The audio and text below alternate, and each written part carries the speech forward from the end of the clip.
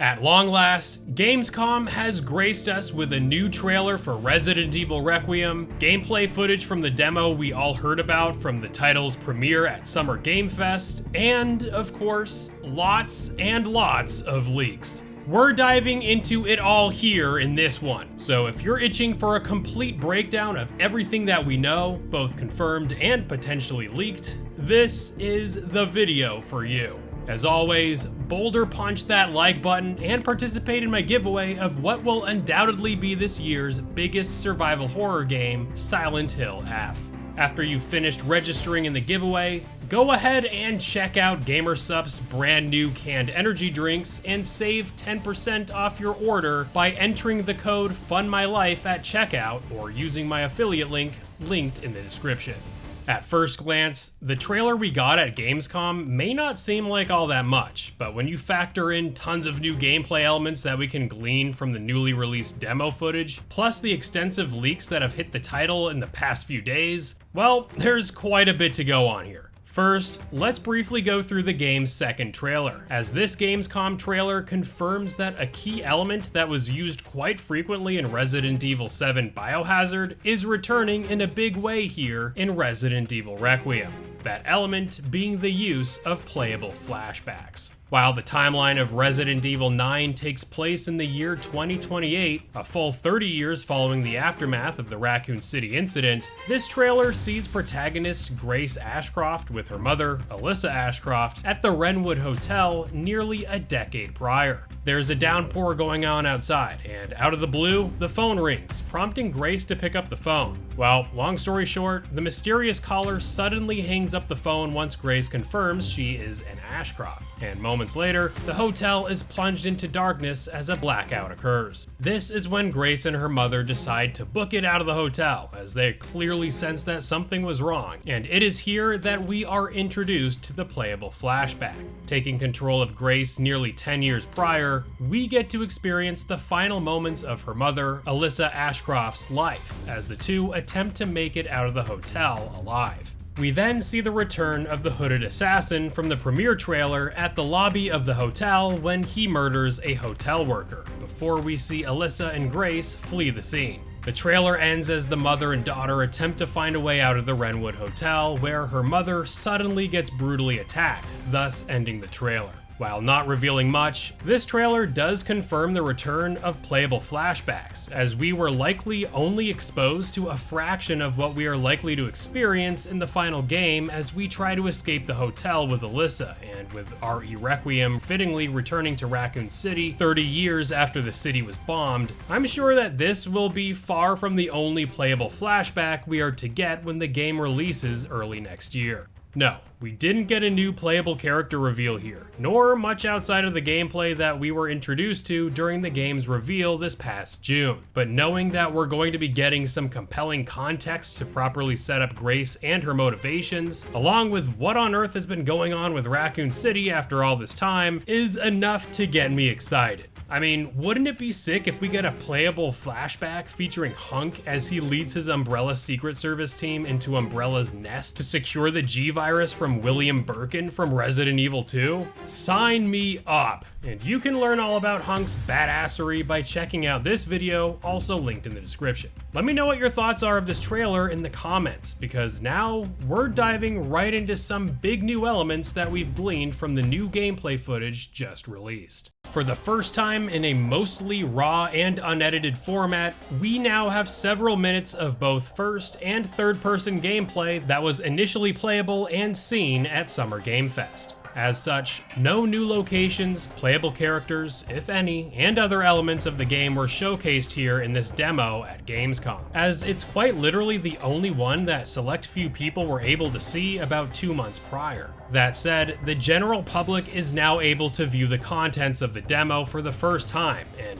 well, provided not much is really groundbreaking here, there are several elements of this demo that stand out here that reflect what kinds of things we can expect to see in the full release. First up, we have the perspective notice at the start of the demo, where the game mentions that the title features both first-person and third-person gameplay perspectives. But here in the demo, we see the second passage indicate that, for this particular part of the game, that the first-person setting best enhances the horror elements. I'm curious to see if this screen makes an appearance in the final game or throughout various parts of the game to encourage players to switch up the perspectives for the intended experience the developers have in mind. But, of course, that remains to be seen. Sticking to perspectives here, as pointed out by those who played the demo, the stalker enemy featured in the gameplay demo apparently moves a tiny bit faster while in first person, not only to increase the horror and tension of not being able to see what's behind you, but also because in the third person mode,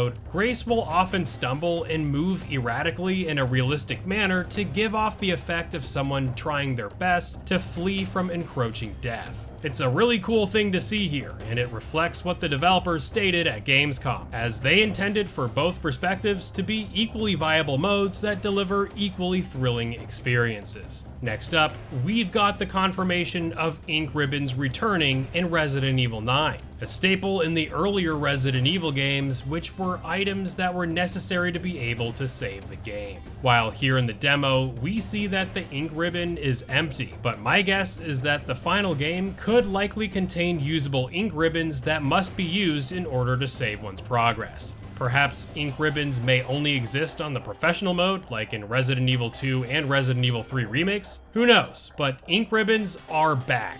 Let's now talk healing for a bit.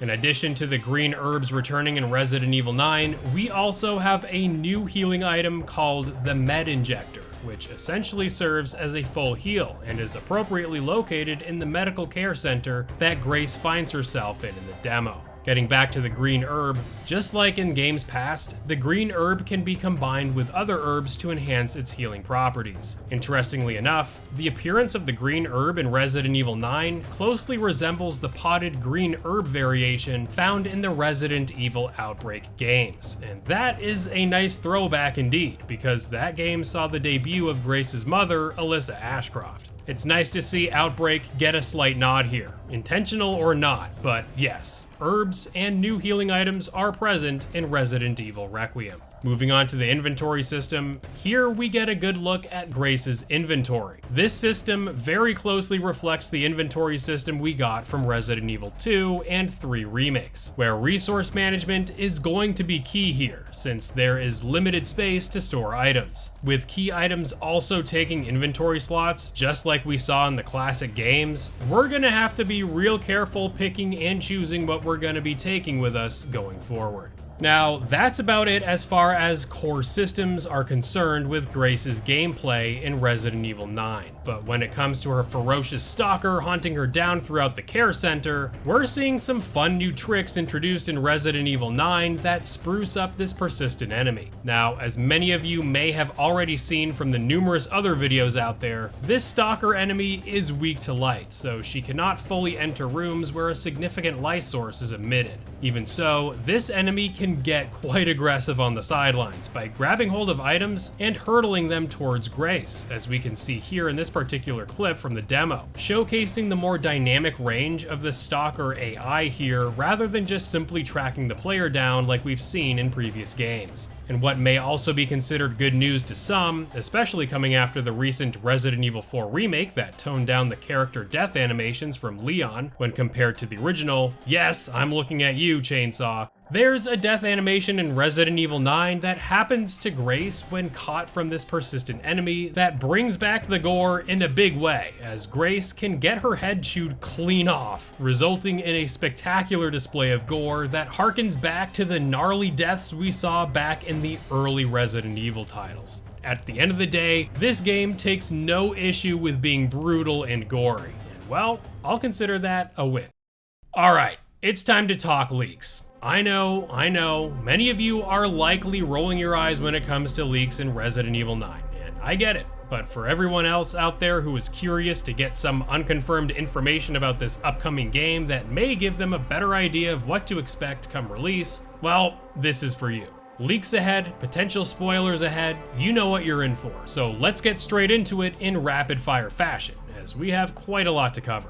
coming straight from the mouth of prominent leaker Dusk Golem, the one who swears by Leon being a protagonist here. This gameplay demo showcasing Grace's stealth gameplay supposedly takes place within the first 30 to 45 minutes of the game, which is a rough equivalent to Resident Evil Village's intro, featuring the Winter's House and the Dark Forest trail that precedes it, indicating that Capcom is, indeed, keeping its cards very close to its chest. Speaking of Leon, Dusk recently claimed that Resident Evil 9 is a game that will wrap up the current timeline of Resident Evil with Umbrella and basically most of what we've come to know of Resident Evil over the past 30 years, and in turn, making the claim that Resident Evil 9 will be the swan song for Leon S. Kennedy.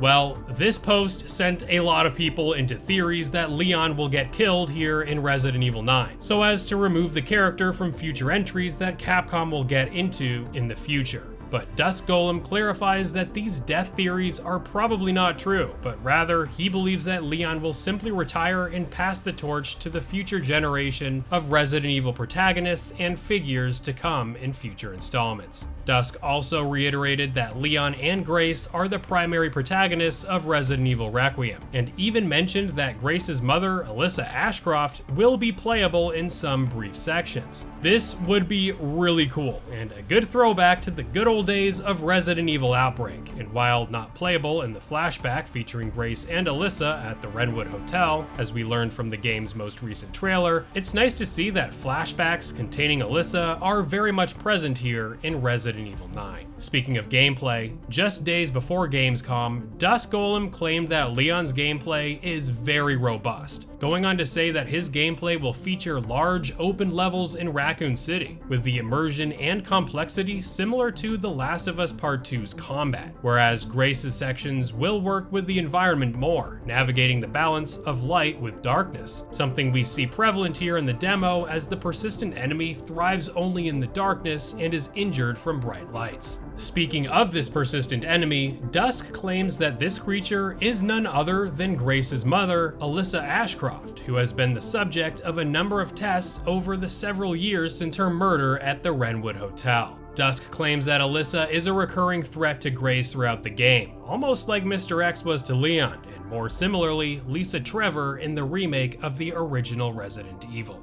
When speaking of future Resident Evil remakes, Dusk believes that both Resident Evil 0 and Resident Evil Code Veronica remakes could launch in 2027 and in 2028, with the next mainline Resident Evil game to launch sometime in 2029 or 2030. Yeah. That's a lot of speculation and leaks, but just know none of that stuff has been confirmed at this moment and should be treated simply as speculation. Let me know your thoughts on the leaks in the comments, and just let me know how you're feeling about Resident Evil Requiem in general, as we are about half a year away from this game's release. As for myself, I cannot freaking wait.